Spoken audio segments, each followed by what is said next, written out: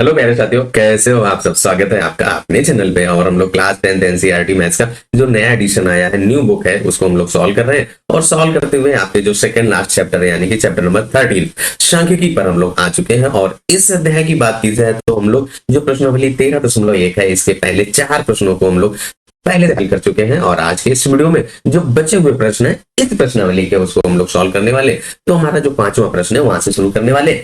आपसे एक छोटी सी रिक्वेस्ट है, एक छोटा सा काम है। अगर आप हमारे चैनल में पहली बार हो और वीडियो अगर आपने पसंद किया है, मेहनत आपने पसंद की है, तो एक छोटा सा काम करना बिल्कुल भी मत भूलिएगा कि भैया चैनल को सब्सक्राइब करना, वीडियो को लाइक करना और जरूरतमंद के साथ शेयर करना बिल्कुल भी मत भूलिएगा।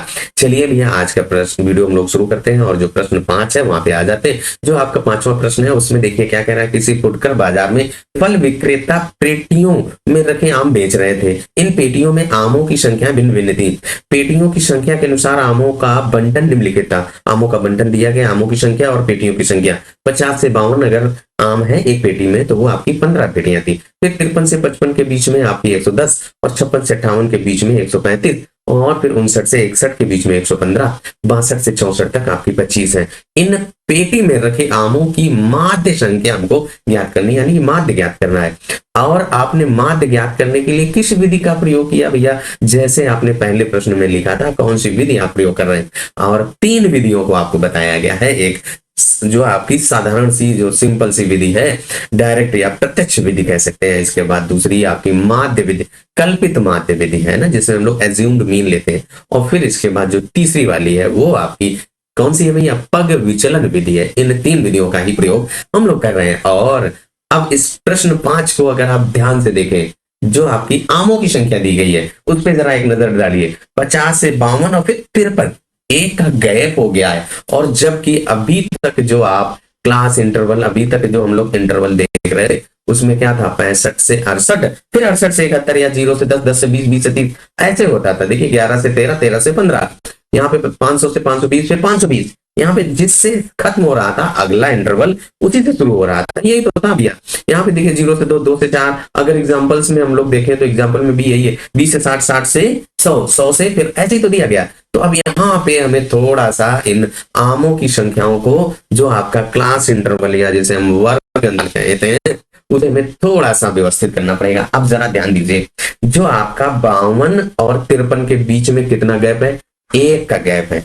अब ऐसे ही देखिए आपका 55 और 56 के बीच में यहां से जो गैप है, 1 का गैप है। एक को हमें 2 हिस्सों में बांटना, एक आपकी निम्न सीमा को देना और एक उच्च सीमा, या कहें एक पहले अगर इन दोनों इंटरवल यानी कि 50 से 52 और 53 से 55 के बीच में 1 का गैप है, तो आप क्या करो भैया? एक आधा इसको दे दो और आधा इसको दे दो। हम क्या करेंगे, जो निम्न सीमा है उसमें आप 1 का आधा 0.5 होगा। जो 0.5 है आपको निम्न सीमा में घटा देना है और उच्च सीमा में जोड़ देना है। देखिए आप उच्च सीमा में 52 में 0.5 जोड़ेंगे तो 52.5 आएगा। ऐसे ही आप इस 53 में निम्न सीमा है ना, 53 से 55, इसमें से आप 0.5 घटाएंगे तो आपका 52.5 आएगा। अब ये भी आपका 52.5, तो भैया दोनों की वही सीमाएं, निम्न इधर की उच्च सीमा और अगले वाले की निम्न सीमा बराबर हो जाती है। बस ये हमें ध्यान रखना। इस तरीके से इस वर्ग अंतराल यानी आमों की संख्या को हमें ऐसे लिखना है।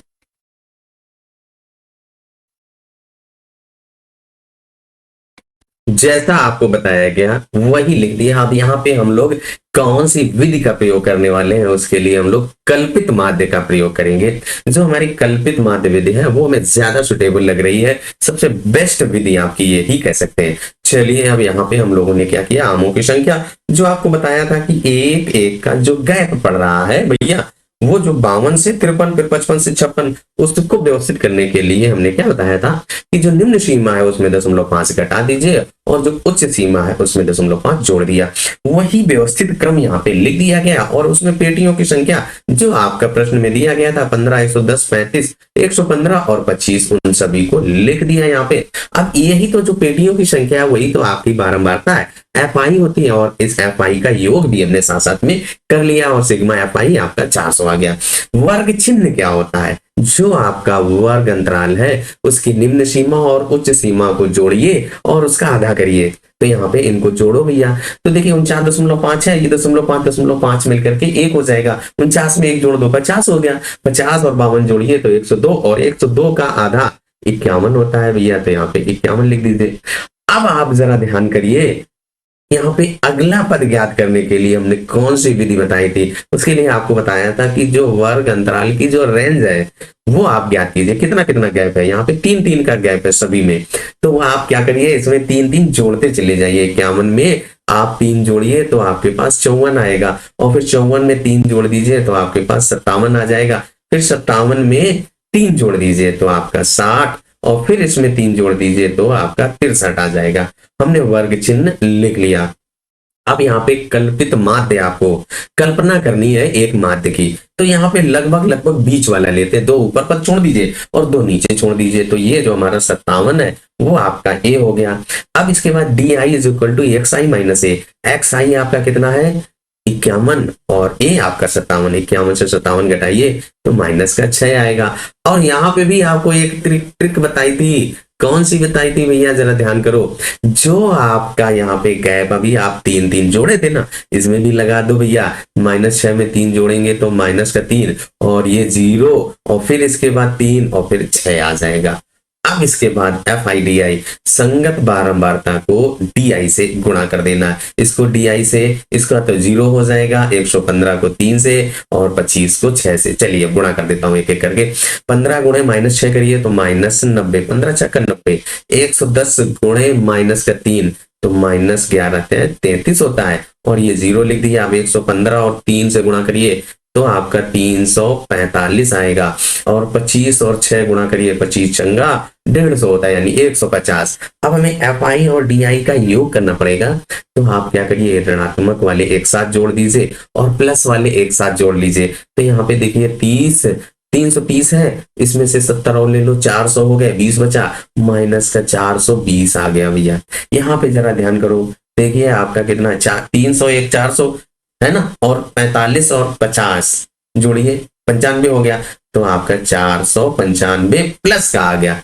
अब भैया एक प्लस का एक माइनस का घटा दीजिए, तो भैया जब आप 495 से 420 घटाएंगे, 9 3 12, हाँ ठीक है। अब आप इसे घटाइए, ये आपका क्या बचेगा, देखिए 495 और उससे 420 घटाइए, 5 और 7 75 बचेगा, वो भी प्लस का आएगा। इतना आपने अगर टेबल बना लिया है, और अब आप कल्पित माध्य वाला फार्मूला लगा दीजिए और आपका सॉल्व हो जाएगा। तो भैया कल्पित माध्य का फार्मूला आपका क्या होता है, x bar is equal to, यानी कि माध्य is equal to a plus sigma F I D i बटे सिग्मा एफ आई, इन सभी का मान रखना है।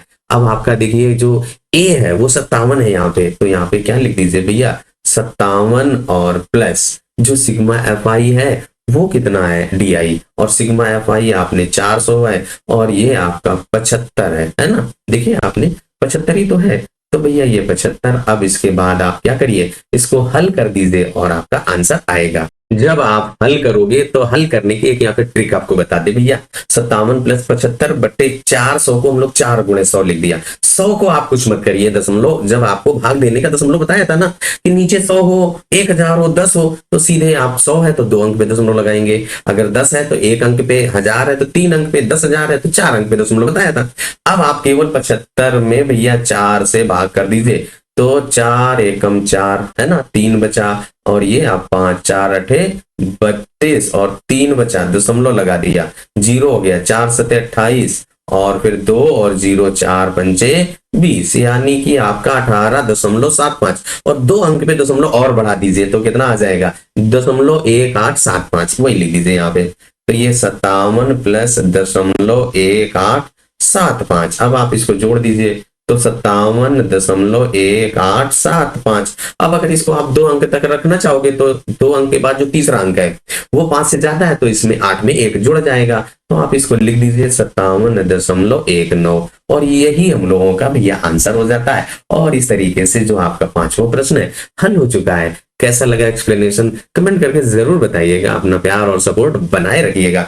अब आ जाओ भैया 6वें प्रश्न पर, और आपका जो 6 नंबर का प्रश्न क्या कह रहा है उसको जरा ध्यान से हम लोग पढ़ते हैं। निम्नलिखित सारणी किसी मोहल्ले के 25 परिवार के भोजन पर हुए दैनिक व्यय को दर्शाती है, यानी कि 100 से 150 तक जो रुपए खर्च करते हैं वो 4 परिवार हैं, 150 से 200 रुपए तक जो खर्च करने वाले परिवार हैं 5 हैं, और 200 से 250 तक के बीच में प्रतिदिन की बात कह रही है ना। प्रतिदिन भोजन दैनिक व्यय कह रहा है, तो 200 से 250 रुपए कितने लोग हैं? 250 ऐसे परिवार हैं, और 250 से 300 के बीच में मात्र दो ही। जैसे आपका परिवार वो व्यय प्रतिदिन खर्च होता जा रहा है, परिवार कम होते चले जा रहे हैं, और लो में एक आपका जो 200 से 250 के बीच में एवरेज है 12 है, उसमें हाईएस्ट है। फिर 300 से 350 के बीच में आपके दो परिवार हैं। तो अब हमें क्या करना है इनका भैया? माध्य ज्ञात करना है। एक उपयुक्त विधि द्वारा भोजन पर हुआ माध्य व्यय ज्ञात करिए।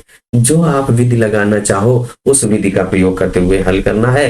तो चलिए सबसे पहले हम लोग दैनिक व्यय रुपयों में परिवार की संख्या, ये आपकी जो एफआई है यानी कि बारंबारता है, और टोटल आपके कितने 25 परिवार है, तो इसलिए इनका टोटल 25 होगा। अब जो आपका दैनिक व्यय दिया गया है, जो आप चाहो कल्पित माध्य लगा दो, पग विचलन विधि लगा दो, या प्रत्यक्ष विधि लगा दो, जैसे चाहो आप वैसे कर सकते हो।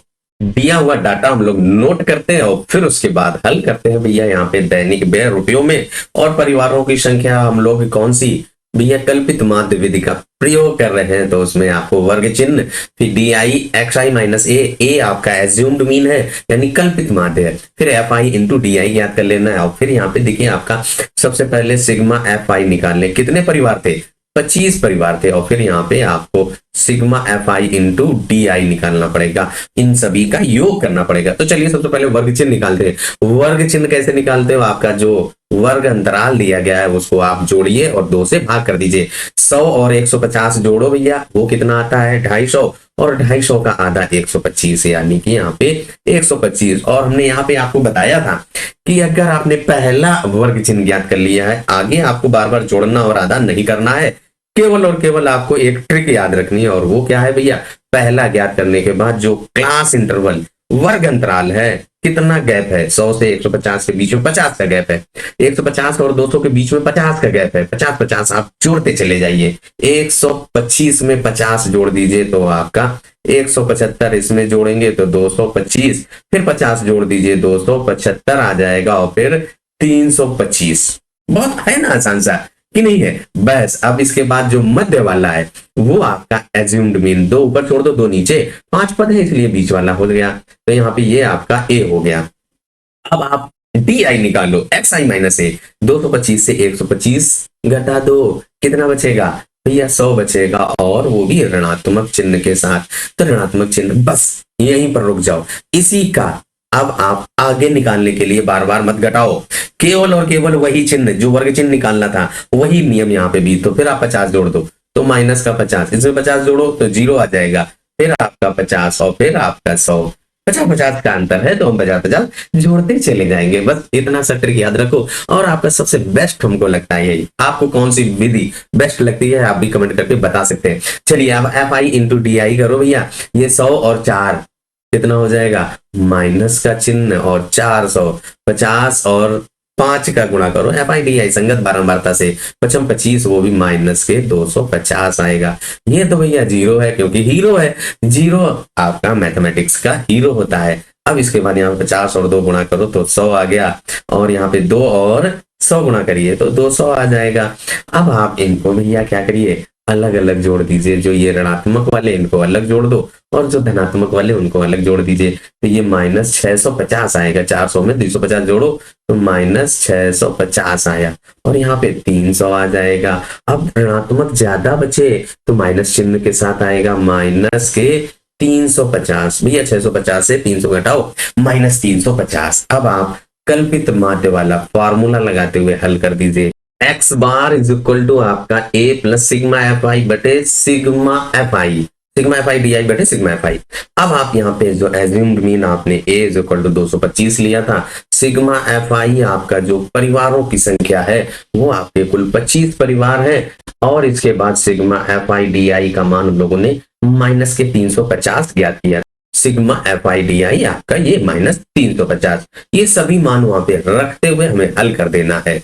ए आपका कितना है भैया? 225 है, तो यहाँ पे 225 और प्लस ब्रैकेट में रखेंगे क्योंकि आपका ऋणात्मक चिन्ह के साथ आया है, तो माइनस के 350 और बटे 25, ये तो है।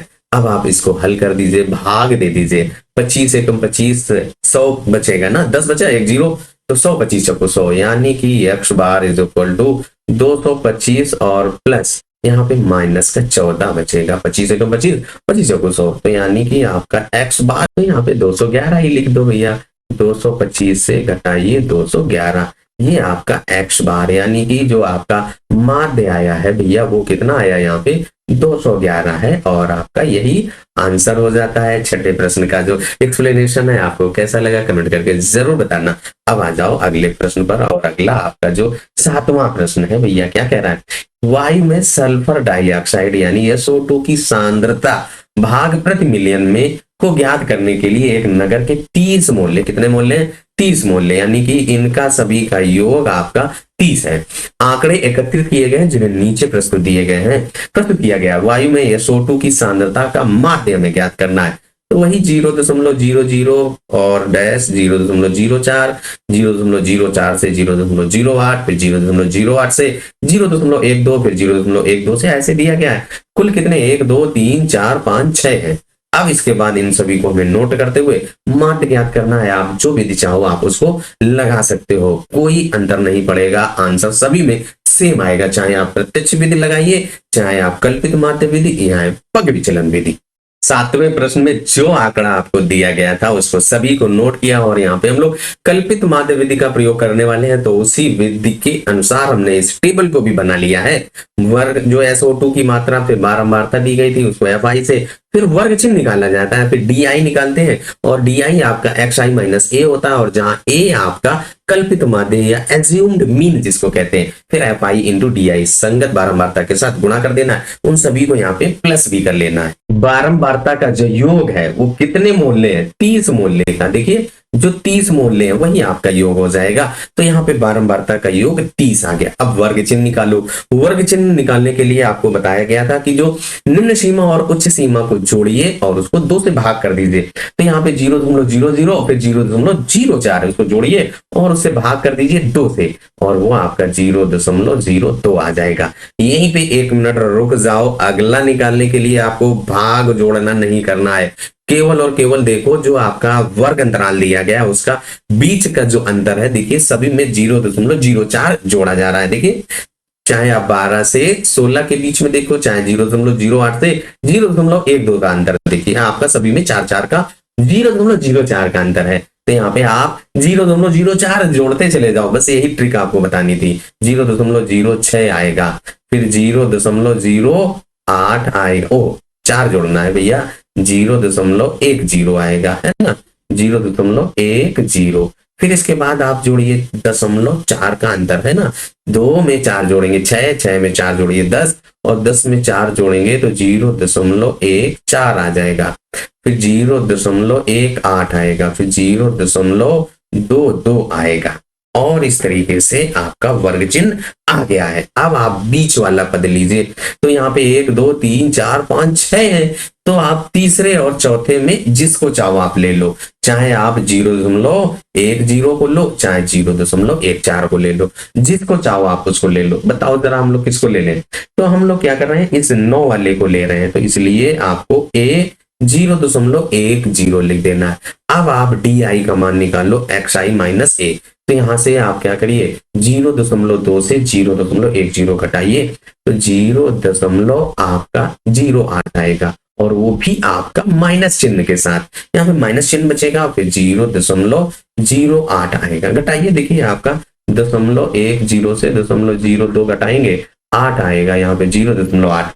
अब अगला ज्ञात करने के लिए आपको बार बार वही ट्रिक बतानी है, और बता भी चुका हूं पिछले प्रश्न में, लास्ट के 2 प्रश्नों में हमने भी यही किया है कि जो आपका क्लास इंटरवल है, जो रेंज है, वो आप जोड़ते चले जाइए। यहाँ पे जस्ट 0.08 में आप 0.04 जोड़ेंगे तो माइनस का 0.04 आएगा, फिर यहाँ पे 0, फिर यहाँ पे 0.04, फिर 0.08, और फिर 0.12 प्लस करते जाओ एक एक करके। अच्छा, हमने यहाँ पे ये A को क्यों लिया, इस 0.10 को, क्योंकि इसकी जो बारंबारता हाईएस्ट थी 9 थी, 2 और 9 प्रयास यही करते, जब आप गुणा करते तो 9 से गुणा करना पड़ता, तो वो थोड़ा सा, इसलिए आपको यहाँ पे ये ध्यान रखना है कि भैया जो आपकी बारंबारता अधिक हो उसी को ले लीजिए। कोई फर्क नहीं पड़ता, आप इसको ले लेते तब भी कोई अंतर नहीं। अब आप क्या करिए, सिग्मा एफ आई और डी आई, भैया इसको 4 और 8 को गुणा करिए, माइनस चिन्ह के साथ लिख दीजिए, क्योंकि एक धनात्मक और ऋणात्मक है, 4 और 8 का गुणा करेंगे 8 चक्कू 32 होता है। अब दशमलव जरा देख लो, दशमलव 2 अंक पे है तो यहाँ पे दशमलव लगा दीजिए और 0 है ना। अब 4 और 9 को गुणा करिए तो आपका 36 होता है, तो 36 और 2 अंक पे दशमलव, तो 0.36, ये आपका 0। यहाँ पे इसका गुणा करिए 0.08 आएगा, 4 दूनी 8 होता है, इसको गुणा करिए 8 चौको 32 होता है, तो 0.32, यहाँ पे 12 दूनी 24, यानी 0.24 आएगा। अब आप क्या करिए, सिग्मा एफ आई और डी आई को जोड़ दीजिए भैया, ऋणात्मक वालों को अलग आप जोड़िए और प्लस वालों को अलग आप जोड़िए, तो यहाँ पे देखिए कितना आ जाएगा, 0.68 आएगा, वो भी माइनस चिन्ह है ये भैया। इनको आप जोड़ो, 8 2 10 और 4 14 और 1 हासिल, 3 2 5 1 6 है ना, और दशमलव लगा दीजिए, यानी 0.64। अब ज्यादा कौन से हैं, ऋणात्मक वाले हैं, तो माइनस चिन्ह के साथ आपका आएगा -0.04 आएगा। आएगा कि नहीं आएगा, वही यहाँ पे लिख दिया भाई, एक प्लस का एक माइनस का, घटेगा ना, तो 0.68 से 0.64 घटाइए तो आपका कितना आ जाएगा भैया, 0.04। जैसे ही हम लोगों को इन सभी के मान पता चल जाते हैं, अब हम लोग जो कल्पित माध्य वाला फार्मूला है उसको लगा दीजिए भैया, x bar is equal to a plus sigma F I D i बटे सिग्मा एफ आई, सभी का मान रख दीजिए। एज्यूम्ड मीन आपने 0.10 लिया है, तो यहाँ पे बराबर 0.10 और प्लस यहाँ पे ऋणात्मक चिन्ह के साथ आया है, तो -0.04 और बटे आपका 30, जो मोहल्ले थे या बारंबारता का योग है भैया, वो कितना है, 30 है, 30 मोहल्ले हैं, तो वही यहाँ पे लिख दिया।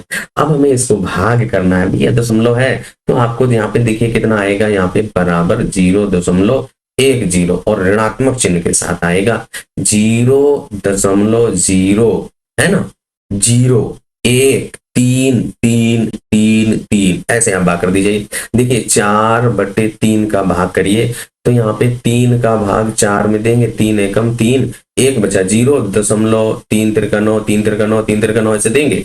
अब आप यहाँ पे 2 अंक पे दशमलव है ही और 1 0, ये तो 3 अंक यहाँ पे देखिए आपका 0.0013 3 3 3 3 ऐसे आप चलते जाइए। तो अब आप इसको घटा दीजिए तो भैया कितना आएगा, 0.09 फिर 8, इस तरीके से 8 के बाद 6 6 6 ऐसे चलता जाएगा, 0.8 फिर 6, क्योंकि 3 3 है ना, तो 6 6 6 आप जहां तक चाहो वहां तक लिख लो। फिर आप इसको क्या करिए, एस्टिमेट कर दीजिए, 3 अंक तक निकाल लीजिए, तो क्या आ जाएगा 0.09 और 8 के बाद जो आपका अंक लिखा है वो 6 है और वो 5 से ज्यादा है, तो 1 जुड़ जाएगा 0.099। और आपका जो 7वां प्रश्न है भैया हल हो चुका है। कैसा लगा एक्सप्लेनेशन, कमेंट करके जरूर बताइएगा। अब आ जाओ भैया 8वें और 9वें प्रश्न को भी सॉल्व कर लिया जाए। तो भैया 8वें प्रश्न पर हम लोग आ चुके हैं और 8वें प्रश्न को पढ़ करके एक नजर डाल करके देख लो क्या लिखा है।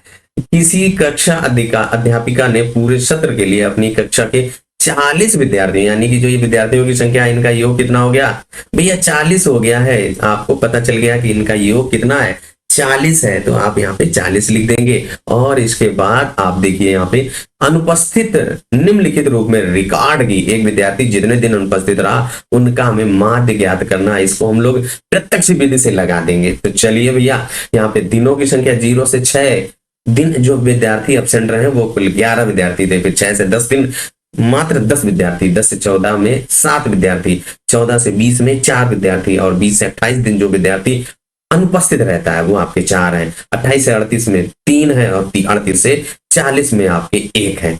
अब हमें क्या करना है, प्रत्यक्ष विधि से इसका माध्य ज्ञात करना है। जो आंकड़ा दिया गया उसको नोट किया जाए और फिर हल किया जाए। जो आंकड़ा हमें दिया गया था वो नोट हो गया है भैया। अब इसके बाद हम लोग क्या करें भैया, वर्ग चिन्ह निकाले, जो निम्न सीमा और उच्च सीमा है उसको जोड़िए और आधा करिए। 0 और 6 जोड़िए, उसमें 2 से भाग करिए तो आपका कितना आ जाएगा, 3 आ जाएगा भैया। यहाँ पे देखिए कितना आ जाएगा, 4 और 6 और 10 जोड़िए, 10 है 16, उसका आधा 8। इसके बाद यहाँ पे कितना आ जाएगा, 24, उसका आधा 12 और यहाँ पे कितना आ जाएगा 34 और उसका आधा 17 हो जाएगा और ये 48 हो जाएगा और उसका आधा 24 दूनी 48। यहाँ पे भैया जोड़िए कितना आ जाएगा, देखिए आपका 8 8 16 3 2 5 1 6 यानी कि 66 आएगा और उसका आधा भैया आपके सामने 33 हो जाएगा और इनको आप जोड़िए तो भैया 78 आ जाएगा, उसमें 2 से भाग करिए तो 39 दूनी 78 होता है, तो यहाँ पे 39 लिख दिया। अब इसके बाद हम लोग क्या करें भैया, जो एफ आई और एक्स आई, इस एफ आई को इस एक्स आई से गुणा कर दीजिए तो 11 के 33 और 10 अठे 80 होता है, 12 सते 84 और इसके बाद 17 चक्कू 68 होता है और इसके बाद 24 गुणे 4 24 चक्कू 96, 33 गुणे 3 करिए तो 99 आ जाता है और 39 एकम 39। अब हमें क्या करना है भैया, इन सभी को जोड़ना है और प्लस करना हम लोग बहुत आसानी से सीख चुके हैं। तो यहाँ पे sigma F I into X I करेंगे तो आप जब जोड़ेंगे तो भैया 499 पाएंगे। अब इसके बाद हम लोग जो प्रत्यक्ष विधि वाला जो बताया था उसी का प्रयोग कर रहे हैं, तो उस फॉर्मूले को यहाँ पे लिख लिया जाए तो X bar is equal to क्या होता है, sigma F I into X I और बटे सिग्मा एफ आई। अब इसके बाद sigma F I into X I आपने 499 और जो सिग्मा एफ आई कितने बच्चे हैं वो प्रश्न में आपका दिया गया है, 40 विद्यार्थियों पर एक्सपेरिमेंट किया गया है। अब यहाँ पे वही लिख दीजिए, क्या हो जाएगा 499 बटे 40 और इसको आप भाग दे दीजिए तो आपका 12.475 आ जाएगा। और आप इसको 2 अंक तक लिखना चाहते हो तो 2 अंक तक, नहीं तो यहां तक लिख लो। तो चलिए इसको 2 अंक तक भी लिख दो, 12.4। 2 अंक के बाद जो तीसरा अंक होता है अगर वो 5 या 5 से बड़ा है तो इसके ठीक पहले वाले में हम 1 जोड़ देते हैं, तो यहाँ पे भी आप 1 जोड़ दीजिए और यही आपका आंसर हो गया भैया। 8वां प्रश्न है, उसमें आपको क्या करना है, जो माध्य ज्ञात करना है, अनुपस्थित रहा, कितने दिन अनुपस्थित रहा उसका माध्य ज्ञात करना है और वो आपका 12.48 आया हम लोगों का भैया। प्रश्न हल हो जाता है। अब आ जाते हैं जो हमारी प्रश्नावली 13.1 का अंतिम प्रश्न है उसको हल करते हैं। 9वें प्रश्न को जरा पढ़ा जाए, उस पर एक नजर डाली जाए और क्या कह रहा है उसको जरा समझा जाए। निम्नलिखित सारणी में 35 नगरों की साक्षरता दर प्रतिशत में दर्शाती है, माध्य साक्षरता दर ज्ञात कीजिए। आपको साक्षरता दर का माध्य ज्ञात करना है। देखिए दर दी गई है, इसके बाद नगरों की संख्या दी गई है, 45 से 55 के बीच में आपके 3 और कुल कितने 35 नगर दिए गए, यानी कि इनका जो योग होगा यहाँ पे आप 35 समझ जाइए। अब इसके बाद 55 से 65 के बीच में जो आपके 10 नगर हैं, 65 से 75 के बीच में 11 और 75 से 85% आपके 8 नगर हैं और इसके बाद 85 से 95 के बीच में 3 नगर ऐसे हैं जहां पे इतनी साक्षरता है। हमें इसका माध्य ज्ञात करना है, तो चलिए सबसे पहले आंकड़ा लिखते हैं और इसको हम लोग कल्पित माध्य विधि से ही लगा देते हैं, वही विधि यहाँ पे सुटेबल रहेगी। प्रश्नावली 13.1 का जो आखिरी प्रश्न है उसका जो डाटा यहाँ पे दिया गया है उसको नोट कर लिया गया। साक्षरता दर दी गई है, नगरों की संख्या। अब हम लोग जो कल्पित माध्य विधि का प्रयोग करने वाले हैं उसी के अनुसार हमने यहाँ पे टेबल को बना लिया है और जब आपकी टेबल बन गई है अब वहां पे जो मान आपको ज्ञात करने हैं उनको एक एक करके पूरी टेबल को हम लोग भर देते हैं। तो सबसे पहले वर्ग चिन्ह की बात की जाए, नगरों की संख्या है वो आपकी एफ आई और वर्ग चिन्ह आपका एक्स आई। वर्ग चिन्ह हम लोग कैसे ज्ञात करते हैं, जो आपका वर्ग अंतराल है उसको आप जोड़िए निम्न सीमा और उच्च सीमा को और उसका आधा कर दीजिए। देखिए यहाँ पे 45 55 जोड़िए 100 और उसका आधा 50। अब बस यहीं पे रुक जाओ, बार बार जोड़ना घटाना मत करो। जो वर्ग अंतराल का जो गैप है 10-10 का गैप है वो आप जोड़ते चले जाइए। 50 में 10 जोड़ो 60, फिर 70, फिर 80 और 90। आंख बंद करके कर दो इतना काम, बहुत ज्यादा दिमाग लगाने की आवश्यकता नहीं है, आपका आसानी से सॉल्व हो जाएगा। वर्ग चिन्ह में ही कल्पित माध्य निकालते हैं और हम लोग मध्य वाला, यहाँ पे आपके जो विषम पद दिए गए हैं तो इसलिए हम लोग मध्य वाला ले लेते हैं। अब इसके बाद यहाँ पे क्या करिए, इसको घटाइए, एक्स आई माइनस ए, 50 से 70 घटाएंगे तो आपका माइनस का 20 आएगा। फिर बस यहीं से फिर आप जो 10-10 जोड़ रहे थे आप यहाँ पे भी जोड़ते जाइए, तो माइनस का 10 और इसमें 0, फिर 10 और फिर 20 आएगा कि नहीं आएगा। अब इसके बाद यहाँ पे वर्ग अंतराल और बारंबारता, जो आपने डी आई निकाला है उसको बारंबारता से गुणा कर दीजिए। 20 को 3 से गुणा करेंगे तो माइनस का 60 आएगा, भैया चिन्ह के साथ करना है। और -10 और -10 और +10 गुणा करिए तो 100, ये आपका 0 और ये 10 8 80 और 20 23 60। अब इसके बाद यहाँ पे सबसे पहले आप इन प्लस वालों को अलग जोड़ो और माइनस वालों को अलग जोड़ो। ये आपका माइनस का 160 आएगा और ये माइनस प्लस का 140 आएगा। 8 6 14, है ना। और 100 और 60 जोड़िए 160। अब यहाँ पे 140 और 160, एक प्लस का एक माइनस का घटेगा तो माइनस चिन्ह के साथ आएगा 20 आएगा, तो यहाँ पे 20 लिख दीजिए। अब इसके बाद आप जो कल्पित माध्य वाला है फार्मूला उसको नोट करते हुए हल करें। कल्पित माध्य वाला जो फार्मूला आपका होता है x bar is equal to a plus sigma F I D i और बटे सिग्मा एफ आई। अब यहाँ पे सारे मान आपको जो पता है वो लिख दीजिए। तो यहाँ पे x bar is equal to A आपने 70 लिया था, plus sigma F I D I का मान अभी हम लोगों ने निकाला है माइनस का 20, तो यहाँ पे माइनस का 20 लिख दीजिए, इसीलिए ब्रैकेट लगाया। और बटे सिग्मा एफ आई कितने नगर थे, 35 नगर थे। तो भैया आप यहाँ पे x bar is equal to 70 और ये माइनस का चिन्ह आ जाएगा, यहाँ पे 5 चक्कू 20, 5 सत्ते 35 होता है, तो आपका 4/7। इसको ही आपको दशमलव में बदल देना है, तो 7 का भाग 4 में दीजिए और 3 या 4 अंक तक आप मान ज्ञात कर लीजिए। 3 या 4 अंक तक जब आप निकालोगे तो क्या आ जाएगा 0.7 5 7 1 4 समथिंग आएगा। अगर इसको 2 अंक तक रखेंगे तो आपका ये देखिए यहाँ पे 2 अंक के बाद जो तीसरा अंक आपका 8 है और ये 5 से ज्यादा है, तो आपका 69.43% आ जाएगा। इतने परसेंट उस नगरों की जो साक्षरता दर है उसका माध्य आपका 69.43 आएगा। और इस तरीके से भैया जो आपका अध्याय 13 है इसकी प्रश्नावली 13.1 आपकी कंप्लीट हो जाती है। और हम लोगों का जो एक्सप्लेनेशन है आपको कैसा लगा कमेंट करके जरूर बताइएगा। आपकी जो प्रश्नावली है उसका कंप्लीट एक्सप्लेनेशन और सोल्यूशन आपको दे दिया गया है। तब तक अपना ख्याल रखिए, स्वस्थ रहिए, मस्त रहिए। मिलते हैं अगले वीडियो में अगली प्रश्नावली के साथ। जो हमारी प्रश्नावली 13.2 है उसको हम लोग अगले वीडियो में हल करेंगे।